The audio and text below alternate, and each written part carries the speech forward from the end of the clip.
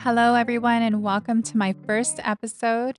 Many of you may know me as the mama influencer who posts about beauty, fashion, traveling. And while I love to post all of these things, all glamorous, I feel like not many of you know our story and how it all started. And so I feel like making this podcast is a way for me to open up to all of you and kind of share how everything started and where we came from. I just feel like when everyone knows your story and where you came from, it adds so much more value to what you're doing. And it's not just me putting on makeup or me posting about the next new outfit or the newest skincare out there. I feel like I'm doing this because it's what I love. I am from the island of Guam. If some of you don't know, it is in the Pacific. I grew up in a household with three other siblings. I have two sisters and one younger brother.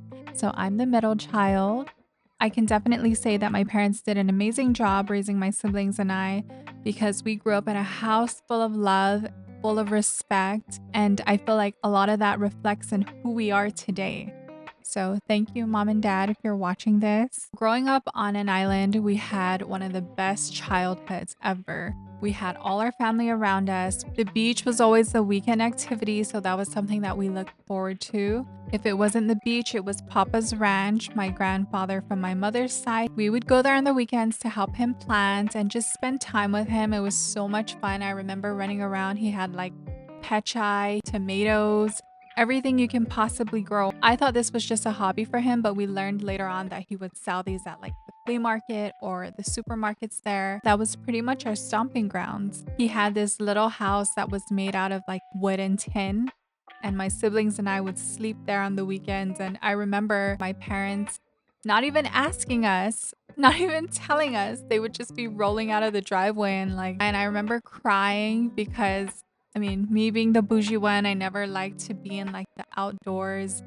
vibe or, around like dirt. That just wasn't me. Now that I look back, I'm so grateful for the times that we spent with him. And my maternal grandfather, he recently passed just last year. So I'm so grateful for all the times that we got to spend with him. So, going back to the ranch stories, my siblings and I would find anything to do there because there were no toys, no electronics. Like, he had a TV, but he was so strict on that. And so, we would either go outside and play with the dirt and make all these mud pies or like fill the wheelbarrow up with water and just kind of play in it. But he did, now thinking back, he had this swing that he made out of tire and rope and he tied it on his tree. And I do have pictures of my sisters and I. That was the only thing that we had to play there. And now that I think about it, I really wish I could bring those days back where we can just head to the ranch and just be in that outdoor nature and plant all the produce we want.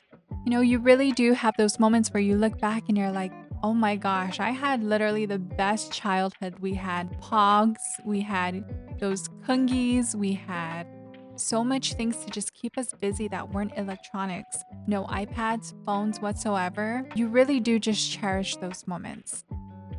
Being around family and growing up with our cousins, our grandparents, aunts, and uncles, it really is the best thing ever. And that's why I bring my children back to Guam every year, even if it's just a few weeks or even a month. I feel like it's the best way to keep our culture and where we're from instilled in them and to give them that experience of the island life. Going home is also a reset for me because when you live away from home, everything hits you, that culture shock, of course.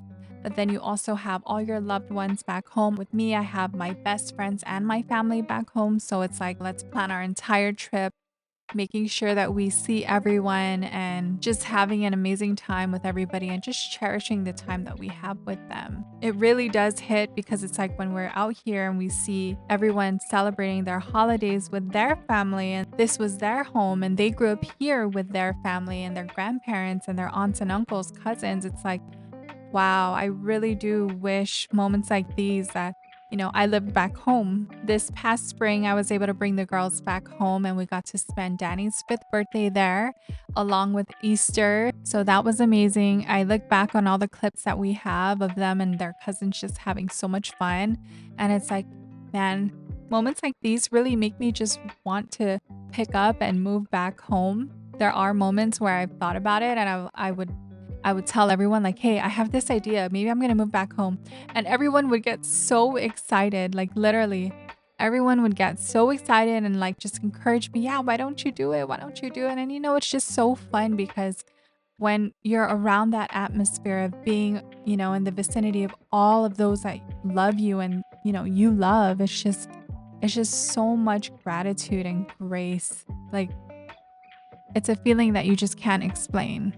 So who knows, things can change and, maybe that would be an option for us someday soon.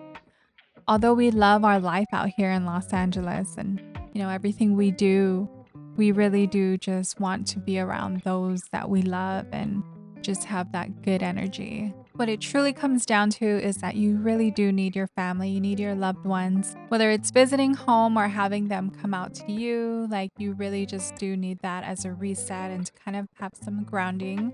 It's helped us a ton going back every year, and I feel like this is how it's going to be for as long as we live out here. Desi and I always joke and we're always like, okay, what if we were to just purchase like a whole big strip of land and like have everybody build their own house here? Wouldn't that be nice? But I feel like some of our family members and friends, of course, are all like content at home, and that's their happy place. I am extremely blessed for the childhood that I had growing up back home on Guam, and I definitely would not change it for anything.